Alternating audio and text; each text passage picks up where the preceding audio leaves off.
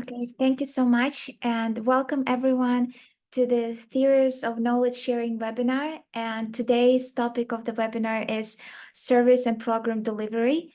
And we welcome you. And today we have with us the leaders in HIV response who are going to share their experience, their expertise of leadership and innovation of programs and service delivery.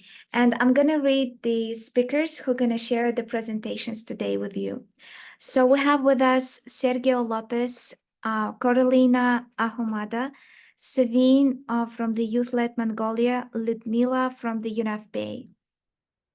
And please allow me to yield the floor to Sergio Lopez, who is going to share what lessons have you learned from the COVID-19 and how you're leveraging that infrastructure. And before that, I would like to reiterate, if any of you have any thoughts or questions, please feel free to write them in the chat box. Sergio, the floor is yours. All right, thank you very much. Hola, hello everybody. I hope you're all okay. I'm not sure if I can start my video, but that's not essential anyways, but yes.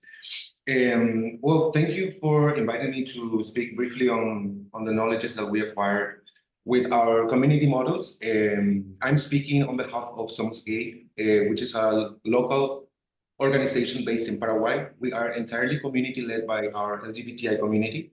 And we also run a community clinic called Kunu'u. Kunu'u is a word in our indigenous language called Guarani that means or can be somehow translated into an embrace of support or an embrace in general. And this is a model that we scaled up from our first community testing center that we established in 2010. That was entirely led with our community too, and that also happened to be the first community testing center run by our community in the country.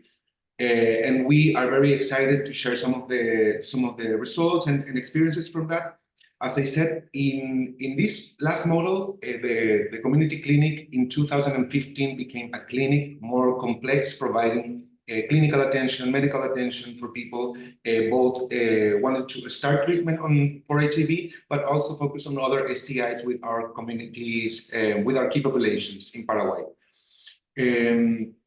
Also, what I wanted to share particularly, and we can jump to the next slide, please, is the experiences that we learned from the COVID pandemic. And these are just some images for me to illustrate some of our work. That year, of course, represented one of the biggest challenges for our community work on HIV, because we had a converging pandemic with the one that were already hitting us so hard since the last 4 decades. So now we have in the screen some of the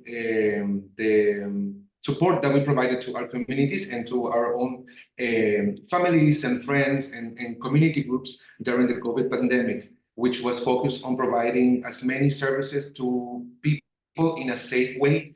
We were able to support and prepare the safe kits that are the images in the middle with informational materials, condoms and lubricants, but also face masks and alcohol, like the hand sanitizers for people to use also during that time. So we would gather also to provide services related to transportation, because during that time in Paraguay, we had all of we don't have public transportation, so we depend on enterprises that run these local transports for people to get to hospitals and whatever.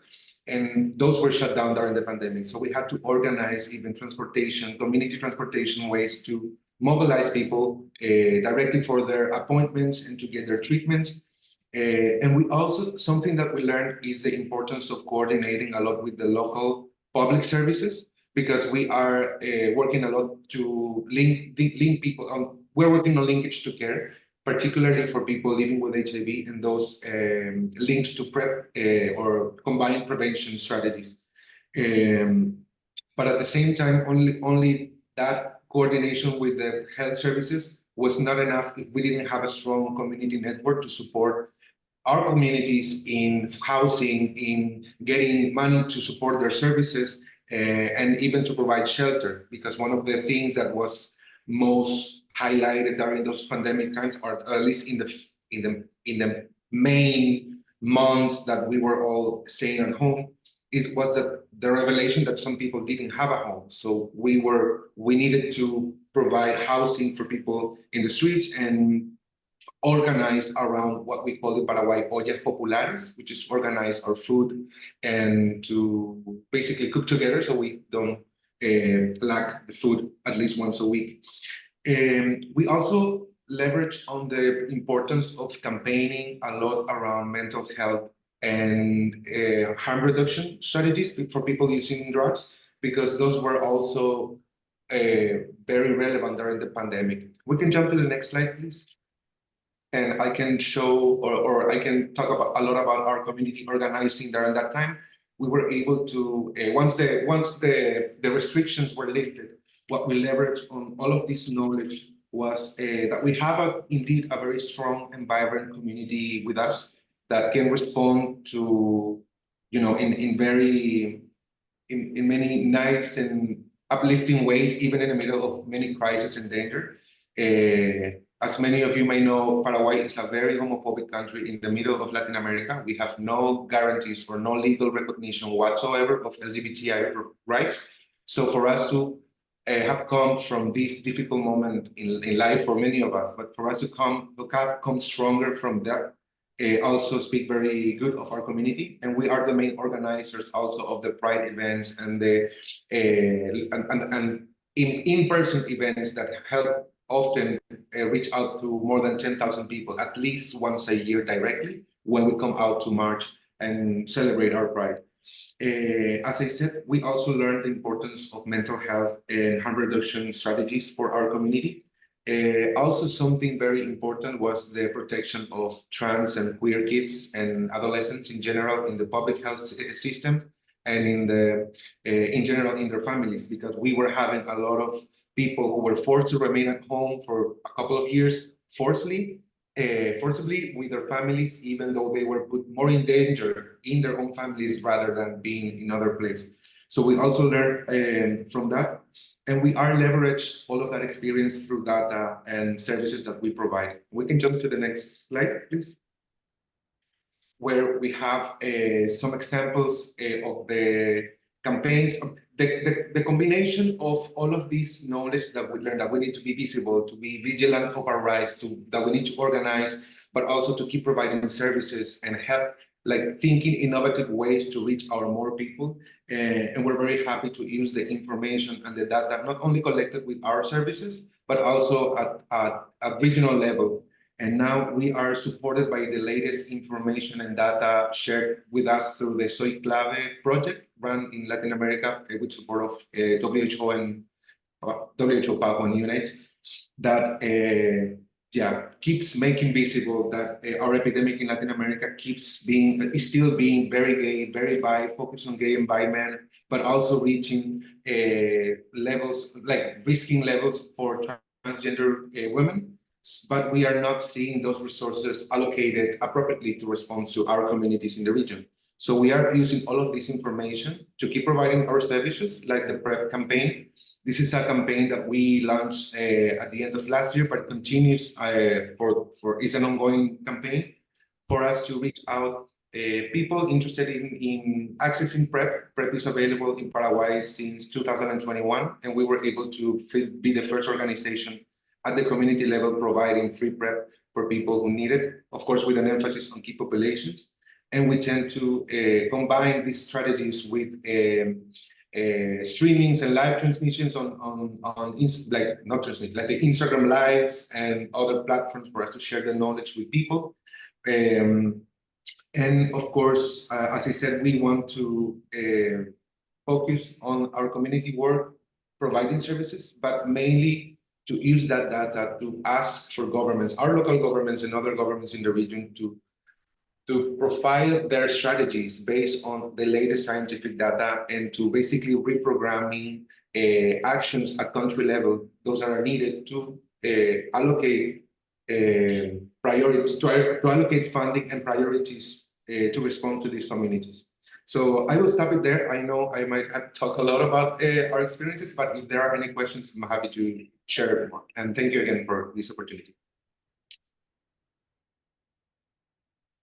Thank you so much, Sergio, for sharing the experience and for the amazing work done during the COVID-19 and overall the organization is doing. And we wish you um, all the best and more understanding in your community to the work you're doing and support. And following up on the topic of harm reduction and mental campaigns, which you were doing, I would like to yield the floor and to present the next speaker, who is going to share the following presentation on the theme: how are young people innovating to deliver harm reduction in different environments? And the speaker is Carolina Ahumada from the Youth Rise. Thank you so much, everyone. I'm thrilled to be here. Thank you to the organizers and panelists. My name is Carolina Ahumada, and I like to present myself as someone who wears two hats in the field.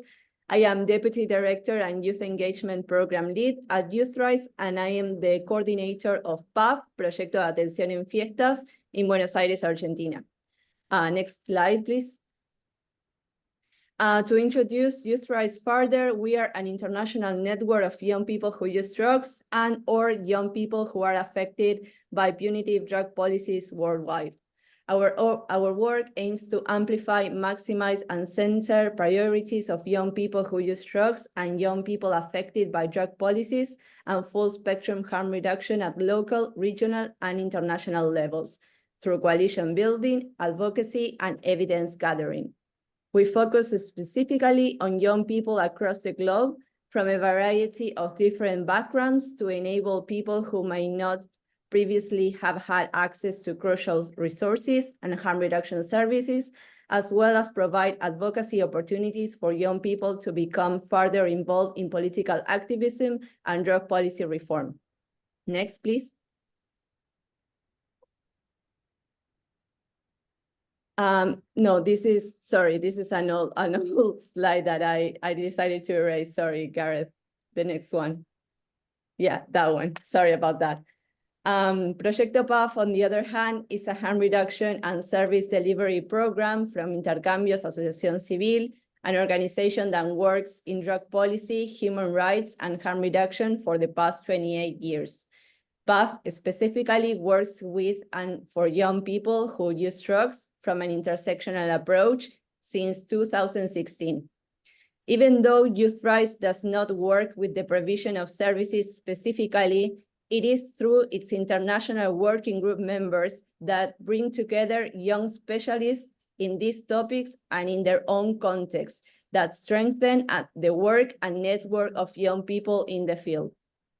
I am here to present how, from Buenos Aires, Argentina, we adapted the concept of intersectionality into the harm reduction interventions we carry out for young people who use drugs in a recreational way. And this is important because it's for all kinds of young people. People who use drugs is considered sometimes as a generic category that does not address the conditions of class, gender, and diversity. Our approach to harm reduction interventions and service providing are full spectrum, recognizing and working on the differences, since there is no universal in people who use drugs. In these slides, as you can see, I am going to explain the first kind of intervention, that it's basically to show you one for young adults from economically disadvantaged sectors in Buenos Aires, when we install a healthy bar with mocktails to raise awareness about the responsible use of alcohol. We work here with harm reduction strategies to sensitize about good or healthy practices of alcohol use in order to reduce harm and sexual violences that respond to hegemonic masculinity. As you can see, we installed an alcohol-free bar with delicious mocktails made by one of our volunteers, who is also a bartender. Next slide, please. The next action is the one with senior high school students using goggles that simulate drunkenness. This is so much fun. And also working with school principals and parents to sensitize them about recreational use of alcohol and drugs. In Argentina, when you attend the last first day of high school, there is a celebration made by students when most of the time there is heavy alcohol use. When this first started a couple of years ago, we could see schools kicking out kids in the middle of the morning when sometimes were still drunk or hungover, leaving them unprotected in the streets.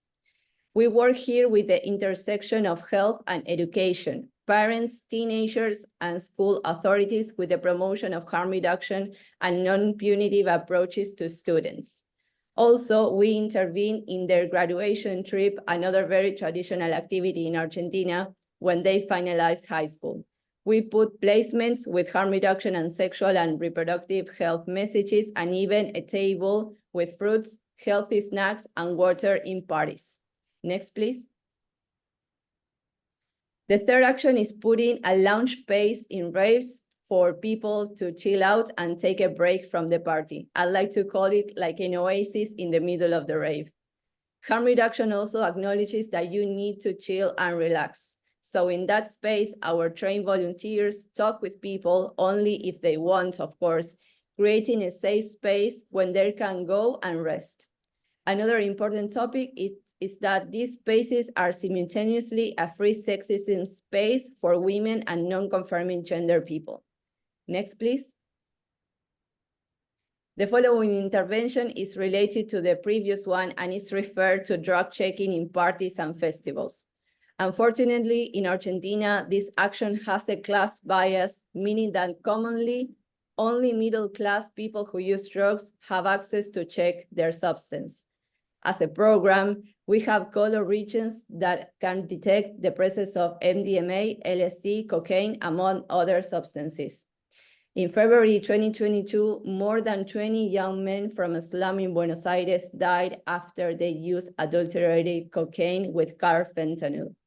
In order to prevent more deaths, we need drug checking to be considered a public health strategy and that governments create early alert systems accessible and public to everyone that needs them. Next, please.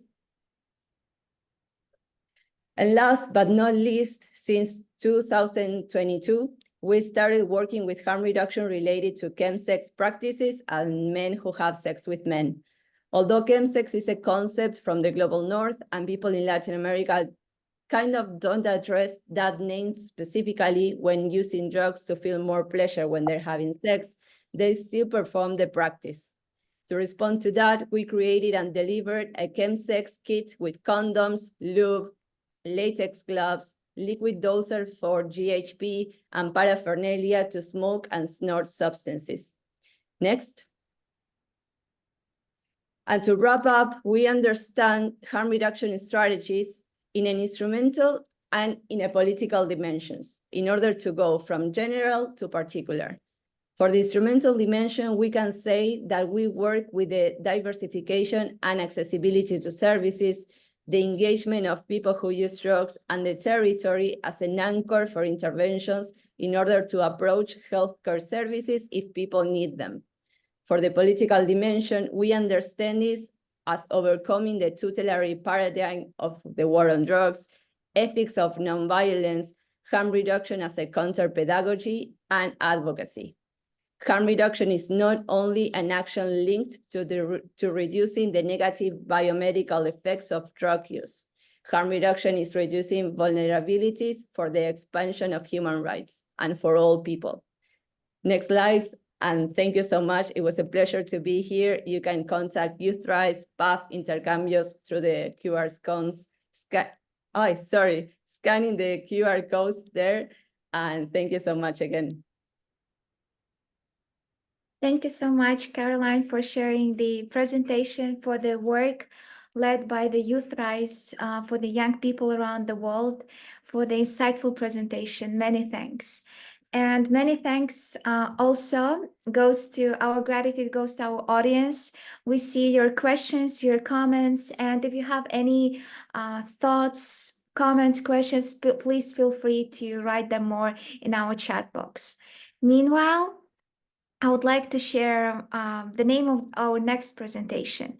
And our next presentation is going to cover the insights into how to scale up mental health interventions for adolescent and young key populations, how to scale it up in the best way. And the speaker for this presentation is Savin from the Youth-led Mongolia.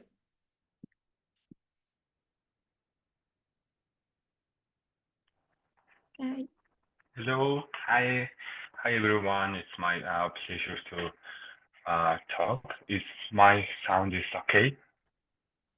Yeah, perfect. Okay. My name is Tigran Sakbat. I'm from Mongolia, and I'm working as the executive director at the UTIT Mongolia. And first of all, I think I have to introduce the organization. And UTIT Mongolia is the focal point of the Yonki populations network of the Asia Pacific. It's like working under the UTIT Asia Pacific. And we established in 2014, and our organization is committed to the human rights, health, and meaningful participation of the Yonki population and the young LGBTQ community in Mongolia. Yeah. And today I'm going to talk about mental health intervention of the adolescents and young populations and the young LGBTQ community. Young LGBTQ community. Yeah. And next slide. About our initiatives for the community mental health, there's several the projects and initiatives goes on last 4 years. The first one is the mental health sessions with the professional psychologist, and by this initiative we gave 300 hours psychological sessions to the LGBTQ community and the young population. And next one is a primary psychological counseling, which is a community members such as activists of LGBT activists and the young populations, activists, frontline activists are giving a counsel to the young people, which is it's a primary counseling session, and also working closely watching. And third one is the training for a psychologist. Since 2017, our Minister of the Education accepted that every school has their own psychologists, which means in Mongolia now every school has their own psychologists, and then they are conducting a critique every year, and one of their available training is our training, which is knowing about sexual orientation and gender identity and social structures. And fourth is advocacy work on conversion therapy. In 2019, one of our research said there's a conversion therapy is going on in Mongolia by going on by Christian church, and also by the professional psychologists. And we are now working on the anti-conversion therapy regulation at the moment. Yeah, and also the last one is a social media campaign about mental health, and we are providing as much as possible posters and videos, yeah, about like a mental health for the LGBTQ community and young populations. Yeah, and today I'm talking about more about the first one, the mental health sessions with the professional psychologist, which is yeah, I'm gonna talk about the first one. Yeah, thank you. Next slide. Yeah, and for this project, we are initiated it on 2020 during the COVID, because in Mongolia, there's no such a data about like LGBTQ young people and the ayKP are having a mental issue or like uh, yeah, we don't have that kind of data, but in Mongolia, the society is basically harsh for the young population and the LGBT young people. For example, when they are coming out their sexual orientation and gender identity, they are dumped, like everyone is dumped from their home. There's some uh, there's some gossip about like even there's some advice to peer about like don't come out in the winter time in Mongolia because in the Mongolian winter is around like a minus 30, and then when you come out to your parents, they're gonna dump out, and you're gonna no place such as sleep, and you can't sleep in outside because it's too cold. It's kind of the advice. And then we initiate this project, which is at that moment there was not such a psychological advice for the young people in Mongolia, especially the ayKP and the LGBT young people.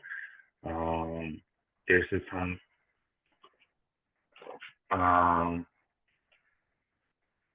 yeah, there's a the usually trans youth or LGBT young people access mental health care service in 2016 and 17 is it's church-based, and National Mental Health Institution reported that they were told that transgenders or like be attracting to the same sex person is just a feelings, and it's just a phase, and that will go away or can be uh, treated in especially Christian church-based social work and the mental health care services. And yeah, and then we just realized we have to create, we have to train our own professional psychologists at the moment, and then first of all, we're training for around 20 psychologists, and we give them um, 5 day training about sexual orientation and gender identity and the LGBTQ people, especially trans and the gender diverse people. And after that, we contract with the psychologist. We made the contract with the psychologist, and now we have more than 10 psychologists with our organization. Most of them are working as a part-time, uh, as a part-time, and uh, I only know the last year's number, which is last year we gave it 300 hours, uh, 300 hours uh, mental health sessions today around around 100 150 young people, and which is quite amazing. And we are also happy to say that this year we're gonna provide 500 hours to the LGBT young people and young populations, and this 500 hours are provided by uh, 300 hours are provided by Netherlands Embassy, and other 200 hours are provided by the Women's Foundation. Yeah, and we usually announce the posters about like if you need a psychology, if you need a professional psychologist, you can contact with us, and then after that people are filling some form on online, and we are selecting the participants from the top number of the registered people and making appointments to our psychologist, and also our the young people also they are possible to choose their own psychologist from our psychologist, like a menu. For example, if you need a if you need a cis woman, and cis-men, if cis woman, cis-men psychologist if you need, and you can have a tech sessions with that person, and it's like a optional. And also after that, we are taking a questionnaire on the final results from the participants. Usually, we give three or four times mental health session to one person, and of the time period is like once a month or twice a month. It depends on the person. And after that, we have process of the individual psychological counseling, which is counseling with the psychologists. And every year, we try to be make a content about like a mental health on queer people and the ayKP. Yeah, and that's it. If you have a question, feel free to ask.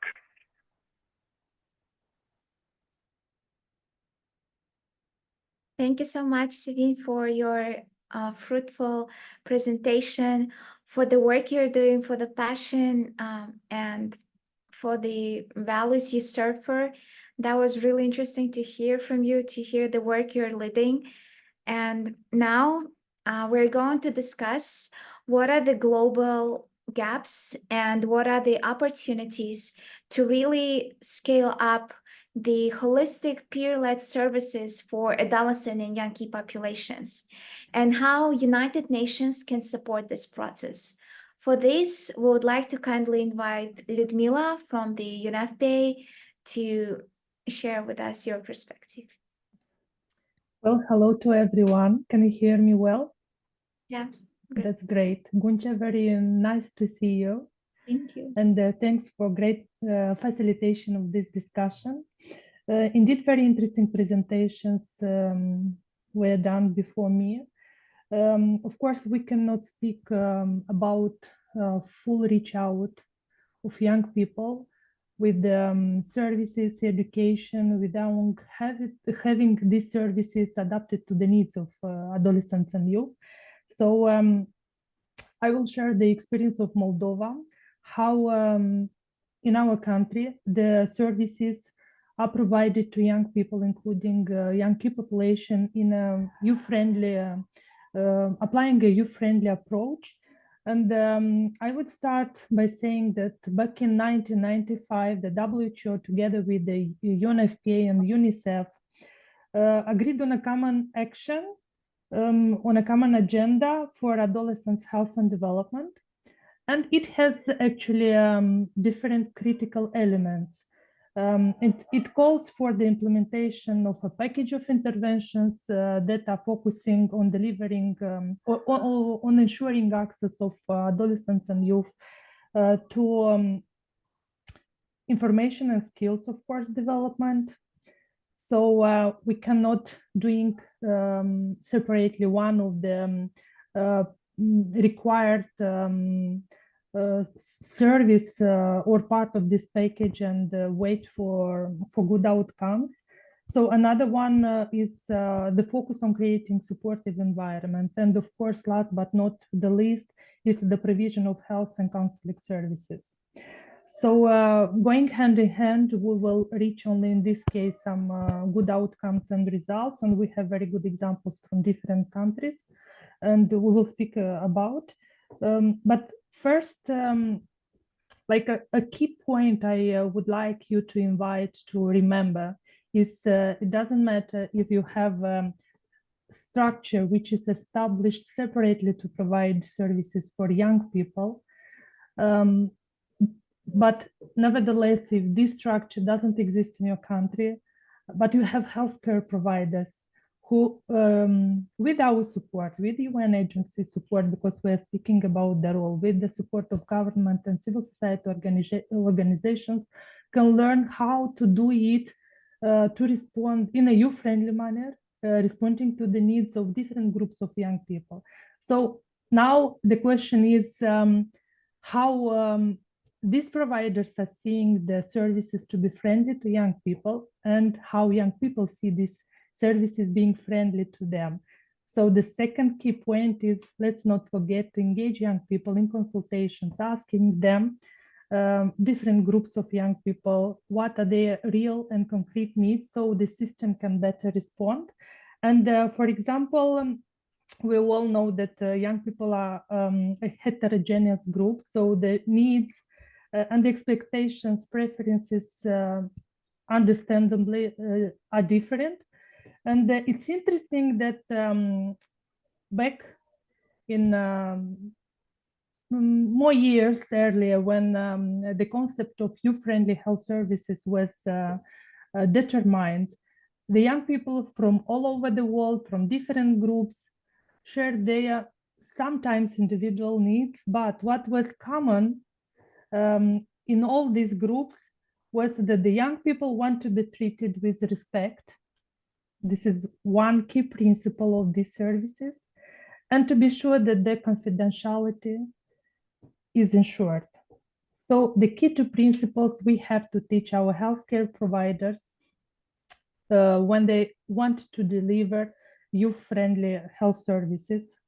And of course, if we can move the slides a bit. Thank you. So the health services to become friendly to adolescents and youth needs, of course, have to be accessible. That means that adolescents and young people are able to obtain the health services that are available in their country, in their region, acceptable. So they want to access these services, and to increase this demand, definitely we have to put some efforts to adjust and design and deliver these services appropriately. They have to be equitable, so all adolescents and youth, not just selected groups, are able to access these services. They have to be appropriate, and we discussed that appropriateness means that these services respond to specific needs of different groups, and they have to be effective. And in Moldova, we have, if we can move to the next slide, please. Thank you. In Moldova, we have a network of youth-friendly health centers all over the country. Moldova is not a big country. We have 2.6 million people. And we have about 35 districts and plus big municipalities.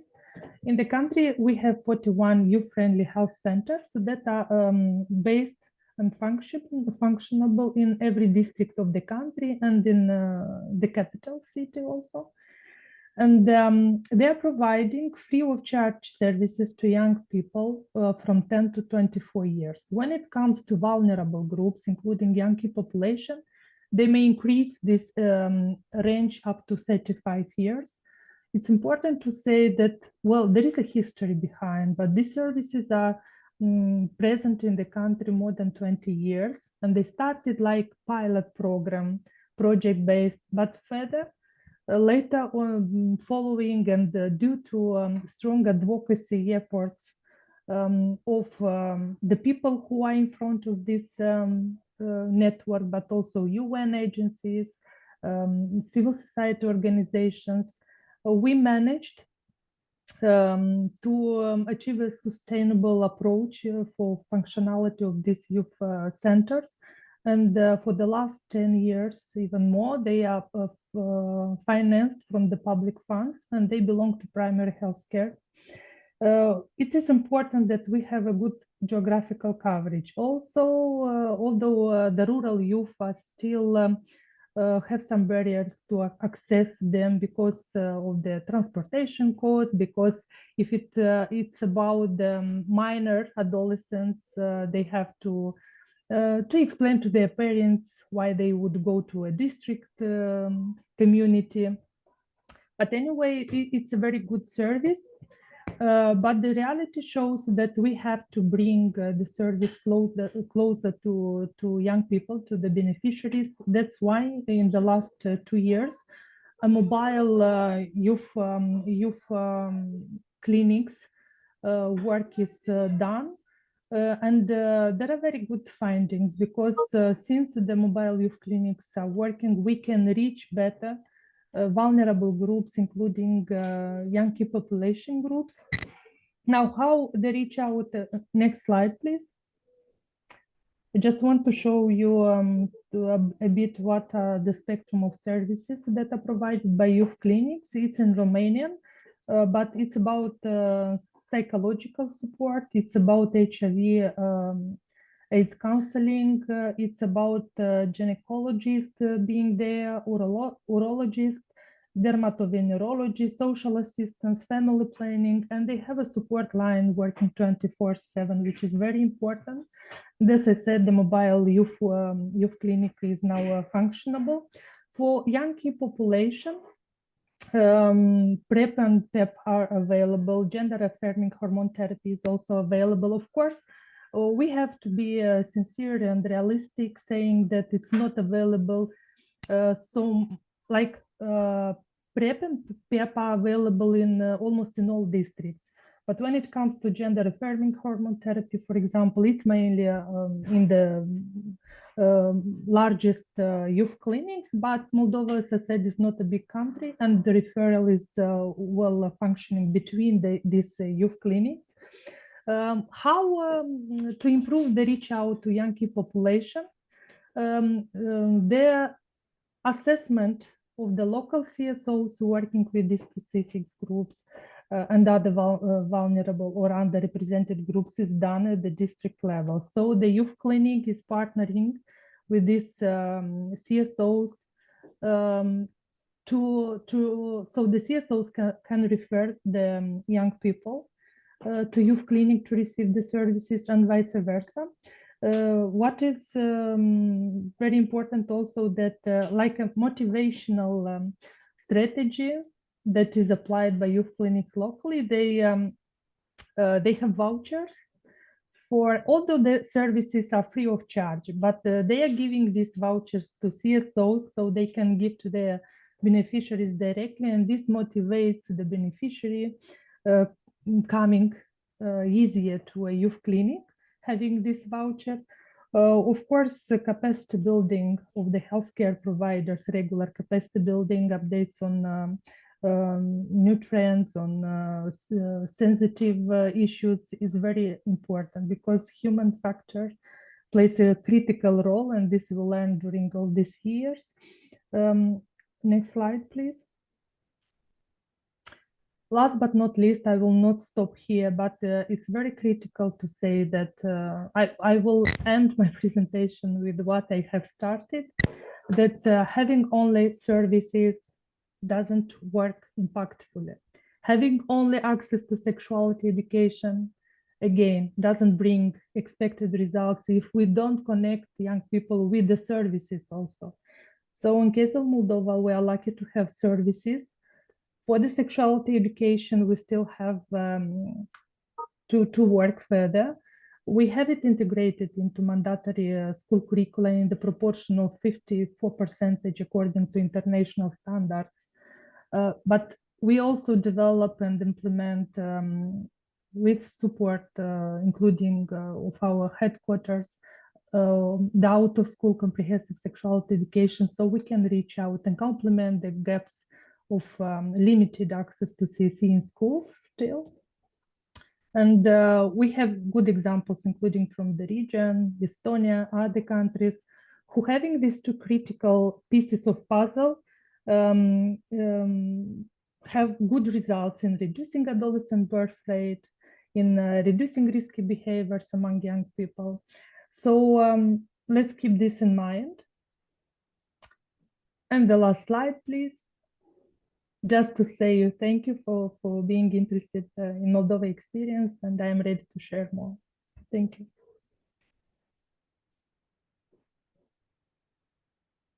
Thank you so much, Lyudmila. And before commenting the presentation, the best practice in Moldova, I would also like to thank you for the support you provide to the young people. And as the person who works in this sphere, I could say that without support, it's also it's quite difficult to move on. But thanks that we have such people who are always here to support, to share the expertise, and well done and congratulations on the work accomplished in Moldova by the UNFPA and the centers. And we wish you, of course, best of luck in the upcoming activities. Thank you. And also, I'd like to take this moment to thank each of you, everyone who spoke today, your colleagues in your work, in your sphere, the values you promote, the work you're doing. And thank you everyone who joined the webinar today. And if you have any additional questions, please feel free to write and we'll be happy to answer.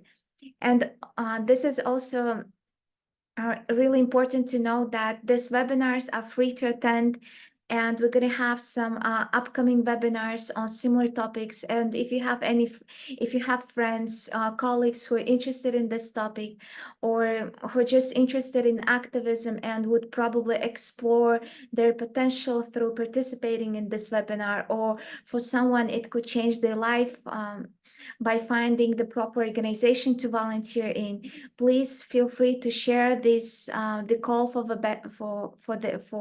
this series of webinars.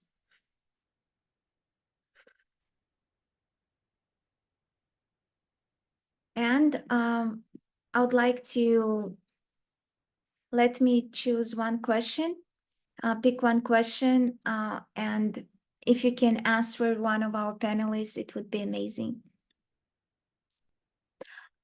You already answered them in the chat box, but if any of you would like to read out the question which was asked to you and provide the answer, we would be more than glad to listen.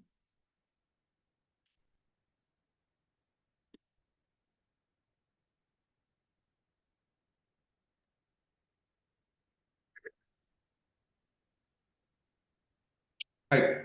Should we read? Should we go? Yeah. I got a question from Heather Marie Smith regarding if we adopted various models or one specific clinic model. I explained that we adopted differentiated approaches to our clinic work. Even though it is a clinic established as a clinic, and we work with oversee like with the watchdog of the Ministry of Health. We are not a government-led institution, so we are able to include more approaches to our work, like differentiated attention hours to provide services during night or in the weekends. We can also do the mobile testing centers, or we call it delivery in Paraguay, but I know delivery in English means another thing, but it's basically to provide door-to-door attention, like medical attention, but also for one of our colleagues, one of our peers, to get on a motorcycle and with a bag pick a bunch of medicines and then go door to door with people providing those services. So those are not able to be done through the government or through the government supported centers. So that's how we can adopt many differentiated approaches. And also I'm learning a lot from what Carolina was mentioning with Chemsex and their experiences in Buenos Aires. So I'm happy to learn more from that and happy to share resources with you and your group. And thank you so much for sharing those. Thank you so much, Sergio. Yeah, Sergio, it will be a pleasure. So I think you have my email, or we can discuss a little bit after the webinar. Perfect. Thank you. Yes, we will. Gracias.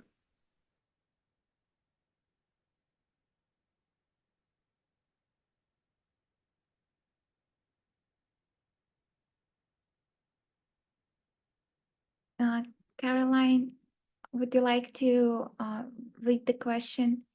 Sure. So the question that I answered, it was related to chemsex as well. And it was a question that says, chemsex is quite an issue nowadays, especially when it's done without consent.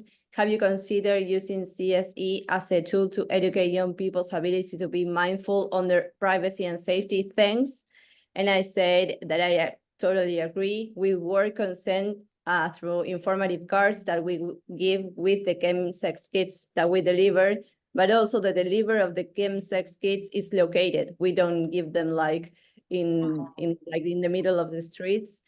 We give them in specific parties that we have been working with producers, that these parties have specific rules about practices and also about welfare. So it's basically a work that we do together with the producers of the party in order that the consent and the welfare of all people in the parties are are okay with them. So yes. Thank you, Caroline. And allow me to read the question which was asked to Savine. Thank you, Savine, for a great presentation. I may have missed this in your presentation. The service is available online, correct? And do you also refer someone to other services that they might need? Example, STIs or HIV prevention or testing, drug and alcohol services, etc. Savine?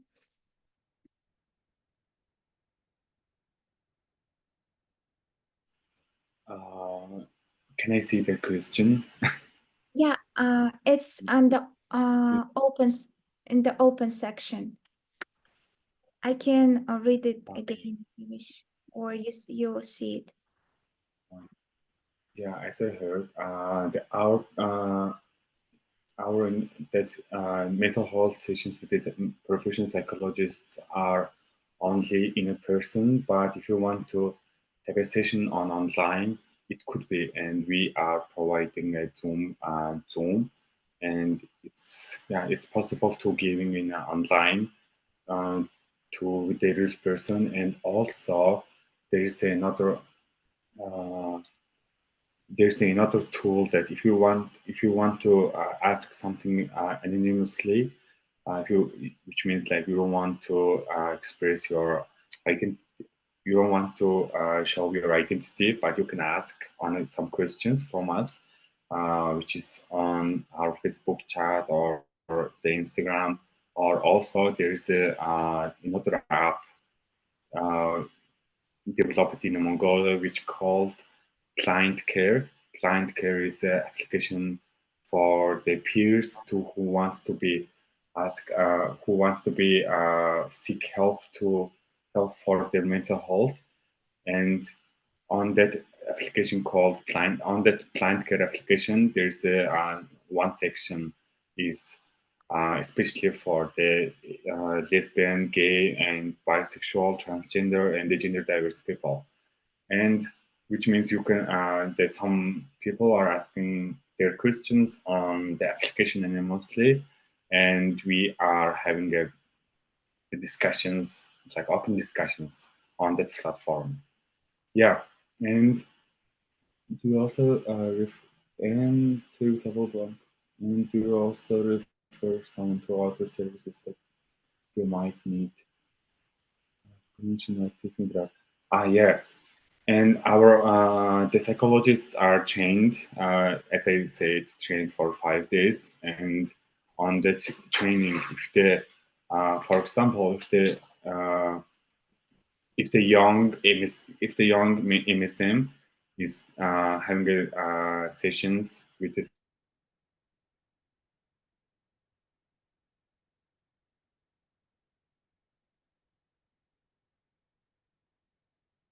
information, and our psychologists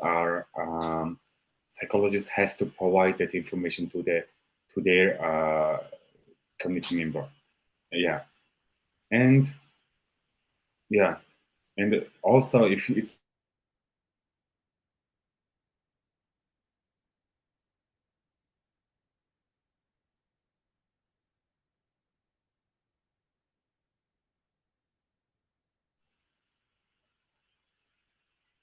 okay.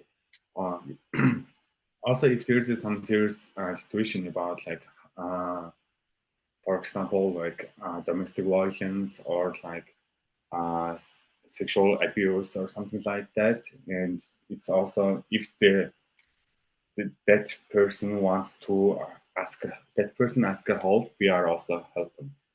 Yeah, we have a social work intervention on the persons. Yeah. Thank you so much, Savine, for your response. And we have a question to Ludmila. Ludmila, if you can share, how do you work with refugees and how do you provide access to services to them? Thank you, Guncha. I see someone who have a burning question to ask. What, Ara?